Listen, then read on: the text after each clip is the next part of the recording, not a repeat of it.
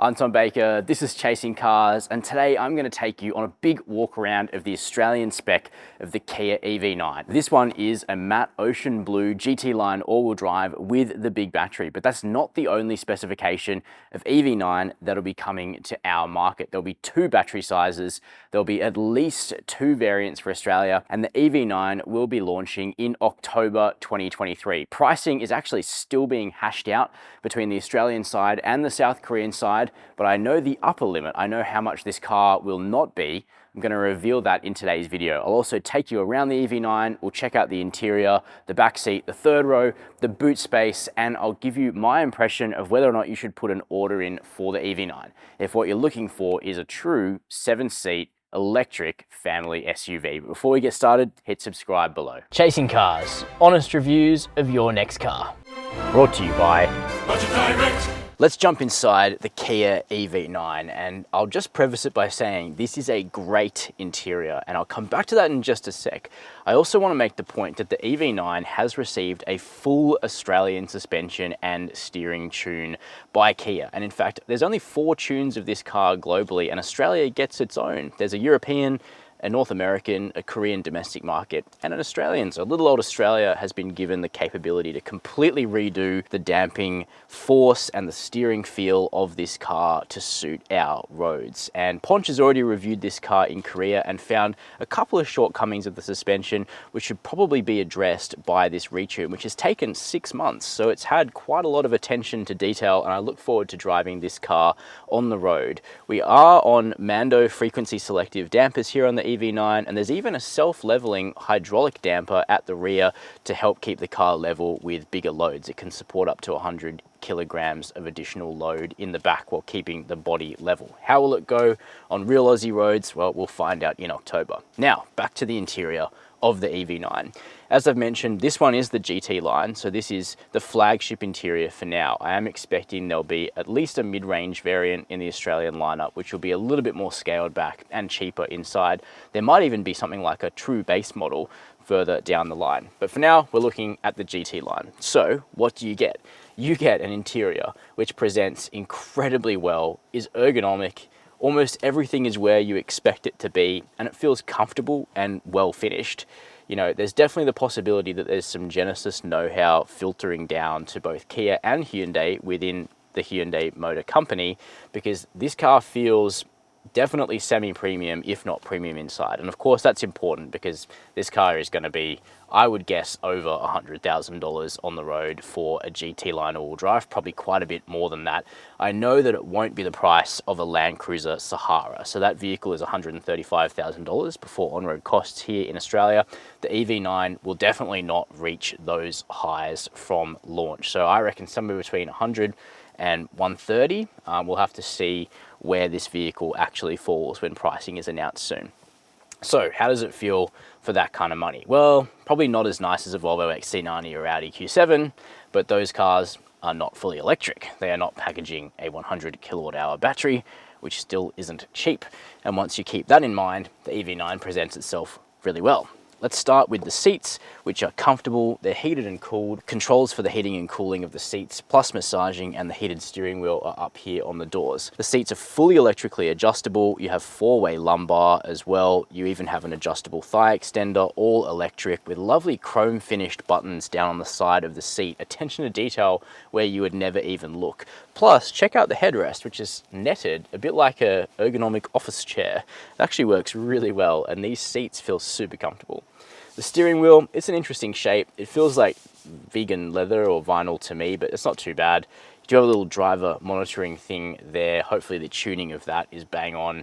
Drive mode controls, rollers for your volume, for your song selection, stalks, plus also your direction selector is a stalk here on the column too. The infotainment, we've got two 12-inch screens up here, separated by a 5-inch climate control panel, which just fills in the gap between the screens quite nicely. And Kia's new CCNC infotainment system, which looks far more grown up and mature. It's really leveling up the graphics package and the processing power. Wireless Apple CarPlay and Android Auto are supported by this system, but it won't arrive for Australian EV9 owners until a free over-the-air update is delivered, probably in the first quarter of 2024, so it won't be fitted from launch. You do, however, get a Meridian stereo, and then who could miss the digital camera mirrors, which will be fitted as standard, at least on the GT-Line all-wheel drive model. In terms of storage, there's lots of it. Big bin between the seats, wireless charging here, another bin there, more storage between the seats. Curiously, the door bins remain really small on this car. It's a classic Hyundai Kia Genesis trait. Otherwise, material quality is pretty nice. A lot of it is sustainable or recycled materials, but it all feels premium and expensive enough, even at this price point when you consider the rest of the specs of the car. So that's really good to see. The other thing I would say is this darker colorway is the only choice in Australia for the GT line, although a build to order program is in the works for Kia Australia. I do like though that at least the upper of the seat has this lighter cream finish. Here in the second row of the EV9, you find a lot of space. What you don't find though is the global EV9's really cool swiveling seats. That's because in the 6-seat swivel configuration, the EV9 wouldn't get a 5-star rating from Australia's Crash and Safety Ratings Bureau, ANCAP. There's a problem with the way the 6-seat configuration does seatbelt reminders, which is really sad because that would have been an awesome USP for this car. That being said, just as a conventional 7-seater, the middle bench is really good. You can see for myself at 6 foot, sitting behind my own driving position, I've got loads of space. Headroom is generous, even though we've got the dual pane sunroof in the GT line. Legroom is palatial, toe room's fine, and the seat base is just about inclined enough to support your legs. You do have to splay them a little bit, but it's comfortable enough back here. And because the EV9 is quite tall, we are able to sit in an elevated position where that skateboard battery is not forcing our knees up around our ears, like in so many EVs. So the EV9 is much more comfortable than many other EVs in the second row. In terms of amenities, it's also generous. We've got USB-C ports in the backs of the front seats so everyone can keep their devices charged. Soft materials on the doors, grab handles are plenty, manual sunblinds, heated and cooled seats in the second row. Man, kids these days are absolutely indulged, aren't they? Center armrest, 2 cup holders right here, plus more climate controls up here and lovely metal ring vents up in the soft, kind of Alcantara-ish headliner in this car, so everybody is going to keep cool. Life in the second row is good. You will need to slide it forward a little bit to about here in order to create enough room for adults in the third row. Let's take a peek at whether I fit there. Well, what I've done is I've stepped into the third row, and it does have really good one-touch access from the curb side, so you don't have to bother like lifting this heavy piece out of the way. Kids will be able to get back here with one touch of a button, which is awesome, and the step-in width is good. And as you can see for myself, there is actually adult-sized room back here. The EV9 is one of the best 7-seaters on the market, period. The Volvo XC90 would be another example of a really well-designed 7-seater that's got room for actual people in the back. I've set this seat in its middle position, so there's still heaps of leg room in the second row. You could even push this seat a little bit further forward, but I'm happy here. I've got okay leg room, headroom's good. I'll just move this seat out of the way so you can see that we do actually have some more amenities back here.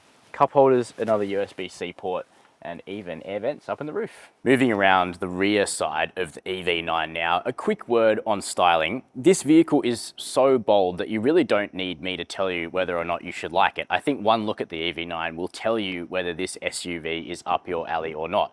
For what it's worth, my personal opinion is that I think it looks absolutely fantastic. I think Kia has found their stride big time in terms of industrial design over the last few years. And if anything, the EV9 is the clearest expression of what this brand is trying to do right now. And in fact, the rear is one of my favorite angles of the vehicle because it does adopt some of these tropes that have been popular with some of the best styled family cars over the last several decades, including these vertical lights, which are a little reminiscent of, you know, Volvo V70s and 850s of my childhood. So probably feeling a little bit of nostalgia there. We of course have a power tailgate, couple of beeps, and that gets out of the way promptly, and it reveals a large boot. Now, we don't have official literage figures yet, but I can tell you there's a lot of space, and this vehicle has been pretty well packaged. It's only a little bit bigger than a Land Cruiser Prado in terms of overall length. It's pretty wide though, so its footprint on the road places it up with vehicles like the Nissan Patrol.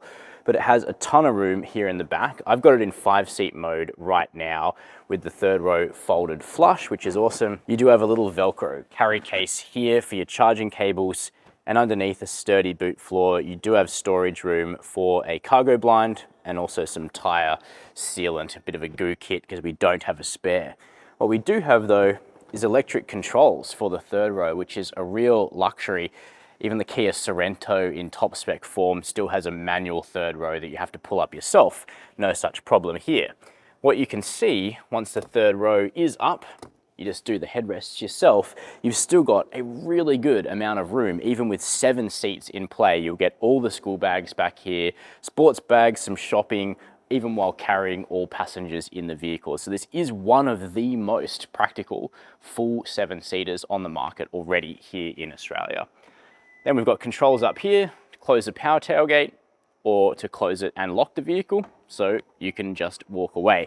Now I mentioned towing before. This vehicle isn't fitted with the towing accessory package, but it would be capable of 2,500 kilos of braked towing in all-wheel drive form. The EV9 does also have a frunk. It's not the biggest one out there, but because this is a much larger vehicle than the EV6, you actually do get a little bit more storage space here under the bonnet, even if you go for the all-wheel drive version, which is seating an additional motor here at the front.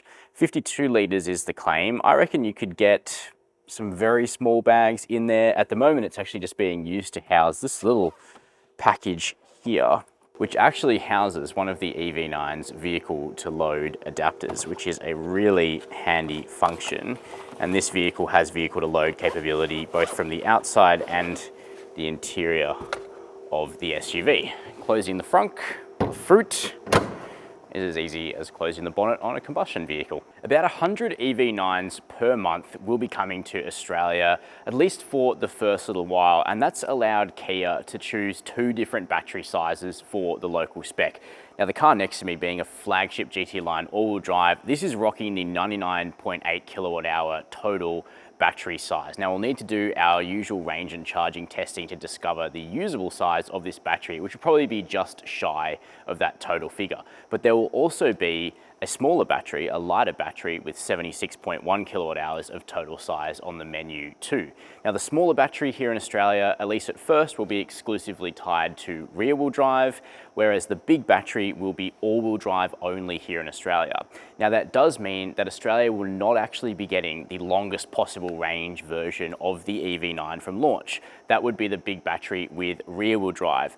The decision was made to give the big battery all-wheel drive by default locally for 2 reasons. Firstly, the EV9 will be officially competing in what we call the upper large SUV segment here in Australia, alongside the Nissan Patrol and the Toyota Land Cruiser 300 series. So all-wheel drive was considered important to when you're competing officially against those vehicles. But secondly, towing capacity. With the all-wheel drive system, the dual motor system, the EV9 can tow 2.5 tons braked, which is considerably more than the rear-wheel drive version of the car. However, Kia Australia is holding a couple of things up its sleeve about the range of the vehicle. As we see it here, this GT-Line in full spec form will achieve a range WLTP of about 450 kilometres.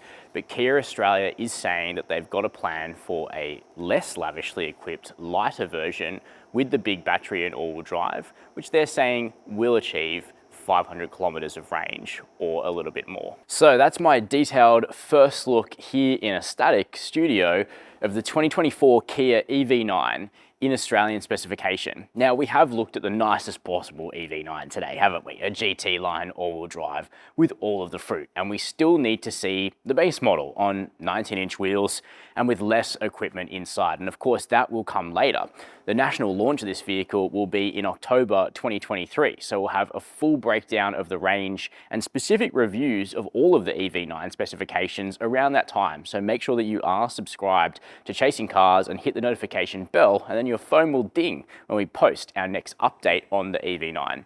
My opinion today is that this vehicle is really promising. This is actually my first ever time seeing the EV9 in the flesh, because it was Ponch who did the international drive of this car in Korea a few months ago. I like the styling, I like the size, the packaging is excellent. Clearly Kia has been taking a bit of a leaf out of the book of the Volkswagen Group on how to make a huge interior in a relatively decent exterior size. It isn't too massive. Of course, a lot is going to turn on price. I am expecting 6 figures for this car, especially in a nice specification like the one behind me, but we know it's not going to tip over that 130, 140k sort of price, the top of the range Land Cruiser, that sort of thing. The EV9 will slot in beneath that. It will, no doubt though, break new ground for the price of a Kia. So I'm very keen to know your opinion. What are you thinking about the EV9? Would you consider one of these? Have you already ordered one? Are you waiting for your EV9? Let me know down below in the comments. I've already mentioned subscribing. Please do so. It definitely helps us out. And as always, thanks for watching Chasing Cars.